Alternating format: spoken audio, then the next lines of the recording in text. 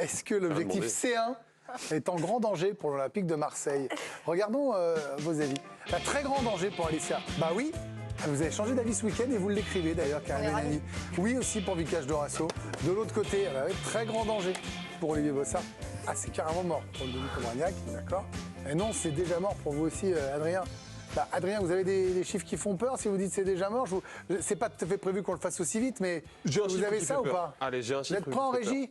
Suivez Adrien. J'ai un chiffre qui fait peur. 0% des équipes qui comptent le même nombre de points que l'Olympique de Marseille après 10 journées, pas 11 évidemment, puisque l'OM a un match en moins, ne se sont qualifiés en C1. En revanche, j'ai aussi le chiffre de l'espoir. Très encourageant. Sachez qu'il y a 4 équipes qui avaient moins de 13 points qui ont réussi à se qualifier en C1, 0,58%, dont l'Olympique de Marseille en 2007-2008, dont le Stade Rennais également en 2019-2020. Voilà, c'est mieux que zéro. C'est mieux que zéro, 0,58%. Là, vous me dites, vous, c'est mort. C'est un peu radical.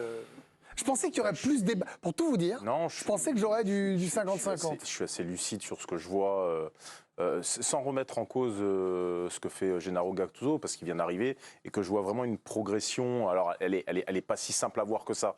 Mais cette OM-là, non, c'est vrai. Pour moi, Lille aurait dû gagner au Vélodrome. Lille a été bien meilleur.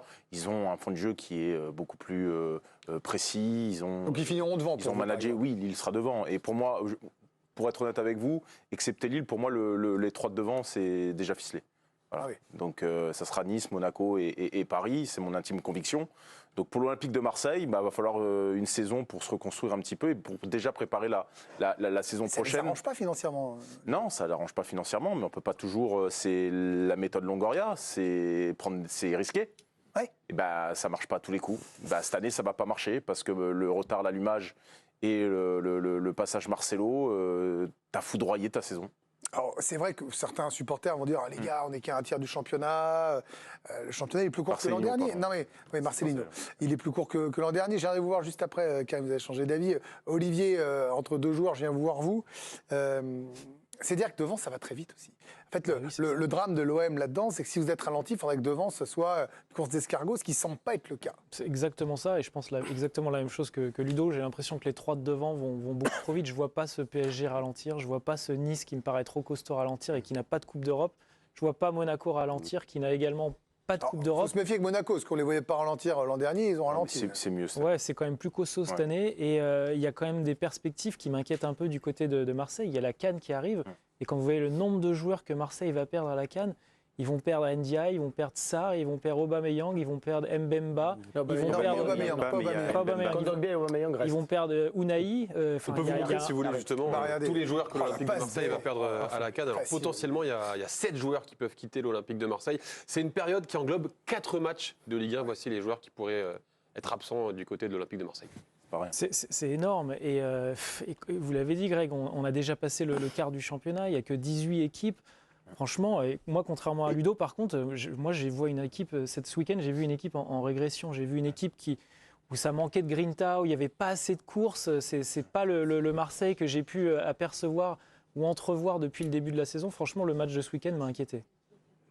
Et en plus, les joueurs qui ont commencé à être sifflés par leurs propres supporters. Autant on a vu des supporters lyonnais qui, eux, cherchaient à soutenir leurs joueurs. Là, ça commence à se corser à Marseille. Pierre-Emerick Aubameyang, lui, a été copieusement sifflé, l'international gabonais. 1 but seulement en Ligue 1. Plus gênant encore, Vitinha, qui lui est entré à ce moment-là pour remplacer Sarr, a reçu une ovation du public. Donc le contraste a été saisissant. Bref, il y a un vrai problème Aubameyang à l'Olympique de Marseille. Mais son entraîneur, Gennaro Gattuso, lui, a pris sa défense. Ma non vedo un giocatore in grandissime difficoltà. La seule difficulté que je vois, c'est qu'il ne marque pas. J'ai l'impression que c'est une mode en ce moment de parler tout le temps d'Aubameyang. Honnêtement, il a peut-être raté 2 ou 3 passes en première période, mais je ne vois pas un joueur en grande difficulté. Parce qu'il s'appelle Aubameyang, justement, on attend plus de lui. Ce n'est pas un joueur qui ne touche jamais le ballon, désinvolte. C'est à moi de le mettre en condition pour qu'il marque plus de buts. Emerick Aubameyang qui n'a pas été le seul à se faire siffler puisque Pau Lopez, le gardien espagnol de l'Olympique de Marseille, a lui aussi reçu pas mal de sifflets, de huées de la part du public, notamment après cette occasion complètement dingue de Yazice lorsqu'il se fait lober. Heureusement que ça termine sur le poteau. Il était très avancé, sur la barre exactement. Il était très avancé, Pau Lopez, et après à chaque touche de balle, il se faisait siffler par le Vélodrome. Vous avez raison, et ça me fait penser à une phrase que vous sortez souvent, Vicage Dorasso. C'est pas facile de jouer à Marseille, vous dites ça aussi pour Paris. Vous dites... Mais voilà, c'est pas des clubs comme les autres, et ça compte dans une saison, ça. Ouais, alors Aubameyang, je trouve pas ça mérité. Il court, il cavale, il se défonce, il mérite pas d'être sifflé. Mais le gardien, c'est pas mérité, mais je comprends pas trop son style, quoi, de jouer si haut, de mettre autant en danger son équipe. Donc c'est les consignes de Gattuso. Moi, je pense que l'équipe est moins forte que l'an passé. Il y a des joueurs qui sont partis, des joueurs qui sont arrivés qui sont beaucoup moins forts, quoi. À part Kondogbia qui a un truc avec son pied gauche, alors il met 2 ballons où c'est très limite, il n'y a pas de talent dans cette équipe. Alors j'ai l'impression que le mercato qu'ils ont fait, on y a cru avec eux. Parce qu'on l'a annoncé avec Ismail Assar, avec Ndiaye, on a cru que c'était fantastique, alors que ce sont des joueurs qui sont encore en train de prouver quelque chose. Ils arrivent dans un club plus fort, plus haut, avec une pression énorme, notamment du public aussi. Ils ne sont pas au niveau. Donc Aubameyang qui est aussi vieillissant, mais si on lui met des ballons, Aubameyang, en fait, il est capable de marquer des buts. Il manque de ballons. Il ne touche pas de ballon. Harit, il faut 12 passes pour faire une passe de but, il obtient des fautes. Mais quand on obtient des fautes, on arrête les actions. Le problème de Pierre-Emerick Aubameyang, c'est qu'on voit que les stats, malheureusement, déclinent. Si on regarde les 4 dernières saisons de Pierre-Emerick Aubameyang, qui a évolué du côté de Chelsea, de Barcelone également, sur ces 4 dernières saisons, on voit qu'il y a un net déclin. 3 buts la saison passée, 15 matchs, 5 buts cette saison. Il est moins rapide quand même s'il manque de ballon. C'est clair, on se rappelle de la vitesse de Pierre-Emerick Aubameyang. 34 ans, bien sûr. On finit avec vous, Karim. Est-ce que vous avez changé d'avis ? Oui, parce qu'avant le match... Un homme de conviction. Non, mais... il n'y a que les imbéciles qui ne changent pas d'avis. Sur ce que j'ai vu ce week-end, j'ai l'honnêteté de le dire. Avant la journée, la question qui a été posée la semaine dernière, en fin de semaine dernière, est-ce que l'OM a encore le temps et je disais oui, parce que factuellement, on est à la 11e journée, que l'OM a encore un match à jouer, en plus en retard face à Lyon.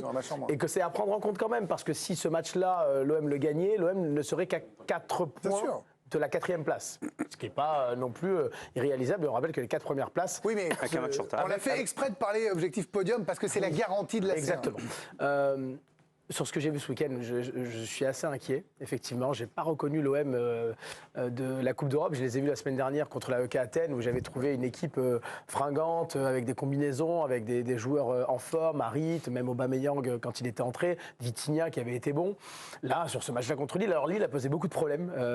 Franchement, tactiquement, Fonseca a été au-dessus de Gattuso, largement. Mais l'OM n'affrontera pas Lille tous les week-ends. Donc, le seul espoir que j'y vois aujourd'hui, c'est que l'OM a affronté tous les gros. Vraiment tous les gros du championnat. Alors il y a Lens encore le week-end prochain, mais après ça, l'OM jouera des équipes moins fortes.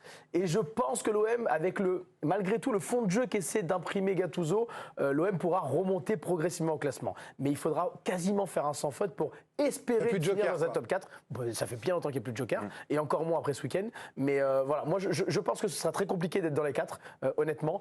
Mais ce n'est pas mort comme pourrait le dire Ludo. Vous avez raison, on va regarder le calendrier justement qu'attend l'Olympique de Marseille. Il y a ce match effectivement face à Lens, sur la pelouse de Lens, et puis derrière Strasbourg, l'Ajax, Rennes. Et comme vous l'avez vu Karim, nous n'avons pas oublié le 6 décembre prochain, Marseille face à Lyon. Vous avez bien fait de le rajouter. Bien joué. Bon, vous n'êtes pas franchement plus optimiste. C'était le sondage du jour. On vous a posé la question à vous aussi. Et c'est un oui à 80%. On vous rappelle la question. L'objectif C1 est-il en grand danger pour l'OM? Pas beaucoup d'espoir pour vous qui nous regardez. Voilà, pour l'Olympique de Marseille.